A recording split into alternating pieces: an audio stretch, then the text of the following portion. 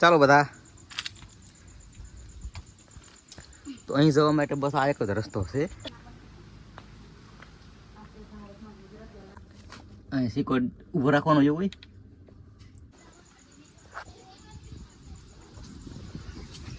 સરસ મજાનો નજારો છે, મજા આવે એવું છે. જો જમવા માટે ને કોઈ લાયા નથી તો આ પાંદડાની સરસ મજાની ડીશ બનાવી નાખી છે માસીએ. તો આપણે પહોંચી ગયા છીએ દેવલી માડીના સાનિધ્યે તેમના મંદિરે. અને જય માતાજી, જય સિયારામ. તો આજે આપણે જઈ રહ્યા છીએ દેવલી માડીના મંદિર તરફ. અને દેવલી માડીનું મંદિર તે આદિવાસીના જનજાતિના કુળદેવી તરીકે પણ પ્રખ્યાત છે. તેમને દેવી માડી અને દેવલી માડી તરીકે પણ તેમનું નામ પ્રખ્યાત છે આ વિસ્તારમાં. તો આપણે ફર્સ્ટ ટાઈમ ત્યાં જઈ રહ્યા છીએ અને તેનું લોકેશન પણ આપણે આના ડિસ્ક્રિપ્શનમાં આપી દઈશું. તો ચાલો બન્યા રહો વિડીયોમાં આગળ અને ચેનલને લાઈક કરી દેજો અને સબસ્ક્રાઇબ કરવાનું ભૂલતા નહીં. જય માતાજી, જય સિયારામ.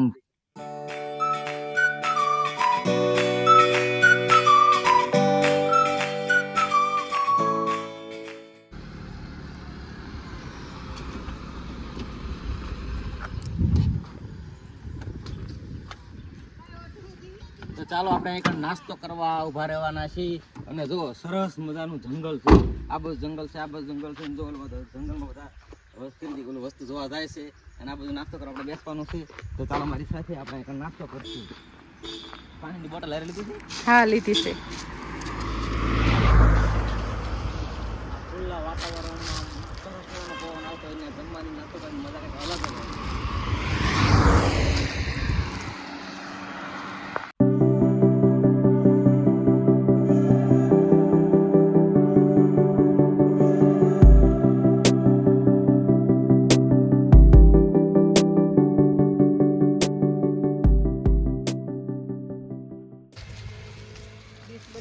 તો સરસ મજાનું વાતાવરણ છે અને તરત આપણે જમવા બેસી જઈએ છીએ બધા.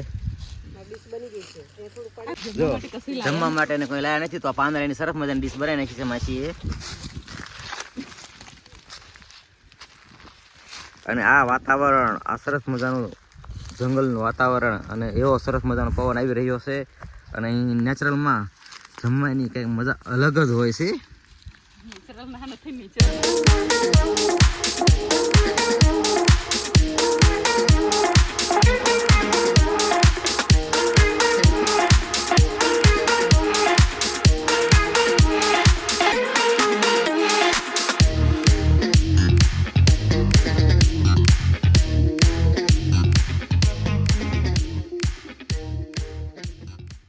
તો આ ધજા દેખાઈ ગઈ છે ત્યાં આપણે જવાનું છે ડુંગર ઉપર. અને આપણે એટલે પહોંચી ગયા છીએ. જો અહીંથી આપણે વાળવાનો રસ્તો આવ્યો છે. અને જો અહીંયા બોર્ડ રહ્યું દેવલી માડી ધામ આદિવાસી કુળદેવી 2 કિલોમીટર અંદર. લઈ લીધી જેથી વળી જવાનું આપણે.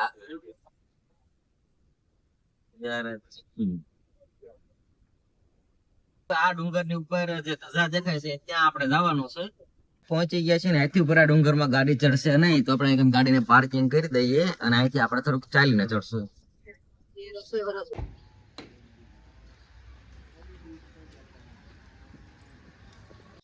તો પહોંચી ગયા છીએ આપણે દેવલી માડીને મંદિરે દર્શન કરવા માટે. અને થોડું ડુંગર ચડવાનું છે. તો જો આ ગેટ છે અને સ્વાગત છે. બંને તરફ ચુંદડીઓ અને બધી વસ્તુ મળે છે.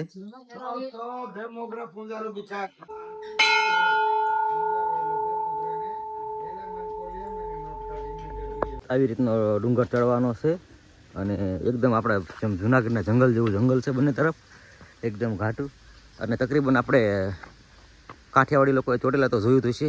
તો બસ ચોટીલા જેટલો ડુંગર અધેર છે. અને આવી રીતના પગથિયા છે. અને અત્યારે આડા દિવસે આપણે આવ્યા છીએ તો સંખ્યા હાવ જ ઓછી છે પબ્લિકની.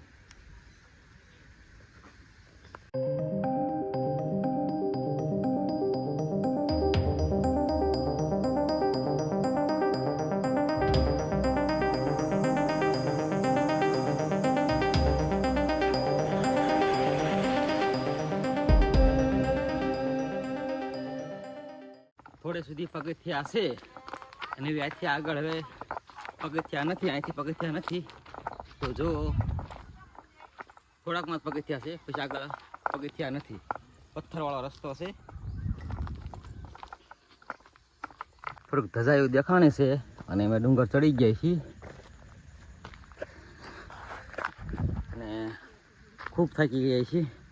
તો નાના છોકરાને લઈ અહીં આવવું નહીં અને પાણીની બોટલ કે કોઈ જાતની દુકાન કે એવું કોઈ વસ્તુ ઉપર છે નહીં, એટલે નીચેથી પાણી લઈને આવવું.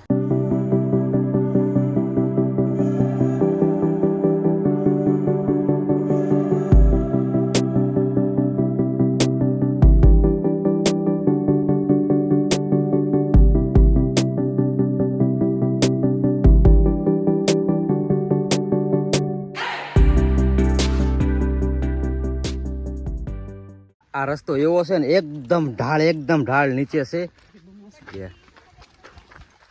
મમ્મી થોડાક મારવા ને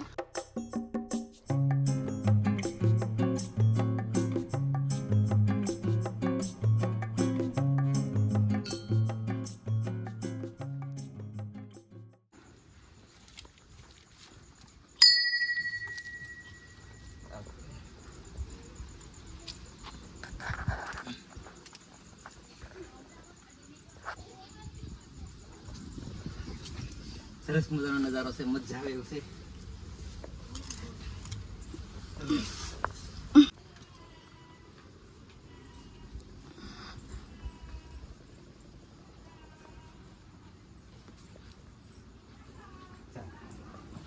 ધીમે ધીમે ચાલજો.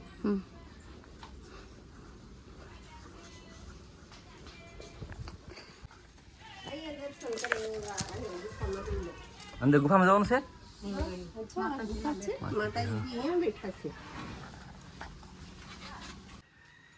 તો આપણે પહોંચી ગયા છીએ દેવલી માડીના સાનિધ્યે, તેમના મંદિરે. અને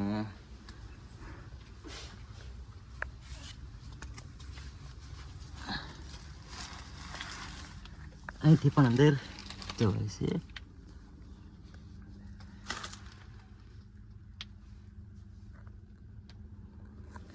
અહીં સિક્કો ઉભો રાખવાનો એવું હોય.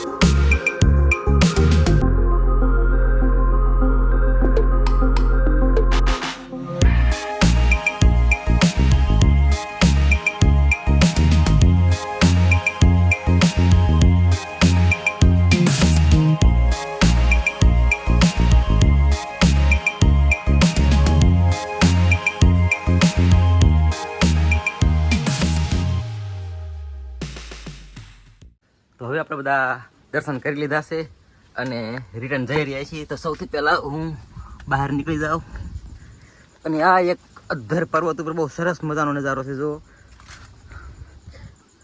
ચાલો બધા.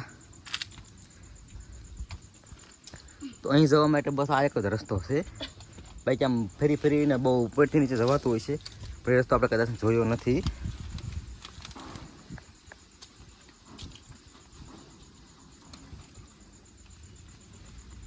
ઝૂકીને ચડવાનું.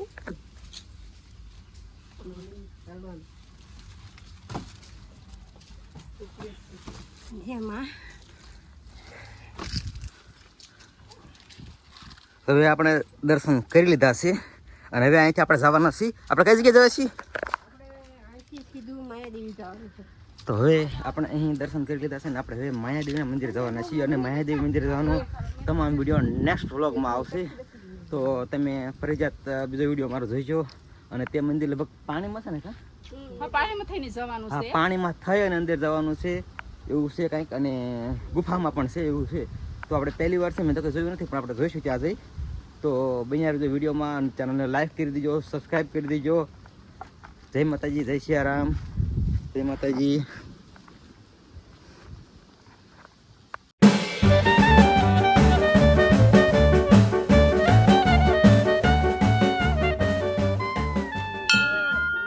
તો આપણે એક્ઝેક્ટ મંદિરની બાજુમાં જ તે અહીં પૂજાનો સામાન તમામ મળે છે અને આ ભાઈ પણ છે અહીં કણે. તો એ આપણને માહિતી દેશે આ મંદિર વિશે. માતાજી વિશે કંઈક કહો તમે અમને. હા, માતાજી તો પણ આ દેવલી માડી આદિવાસી કુળદેવી ગણાય પણ એમ. અને આનું એડ્રેસ જરાક કીધું કે કયો જિલ્લો ને કયો તાલુકો લાગુ પડે છે?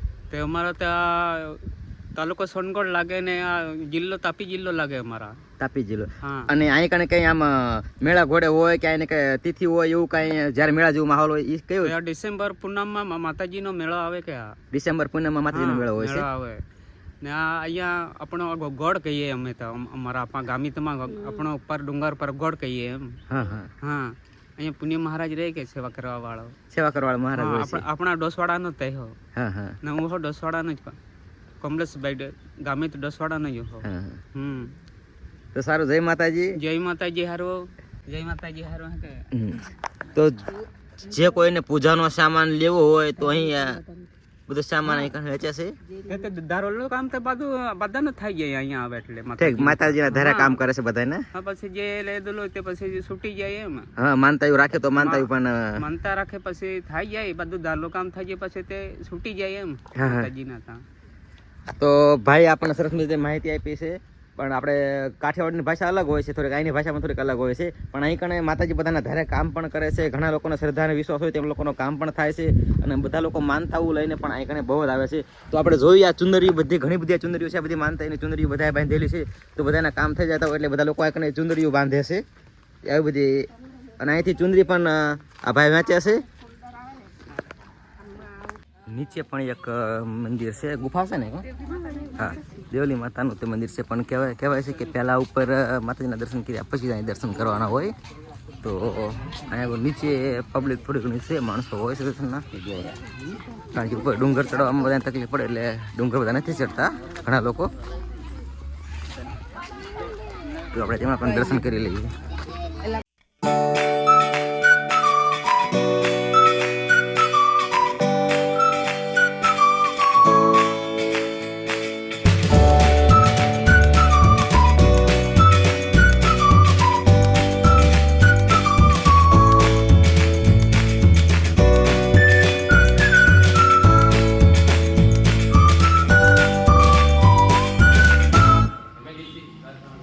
નીચે પણ સરસ મજાનો આગો મંદિર છે.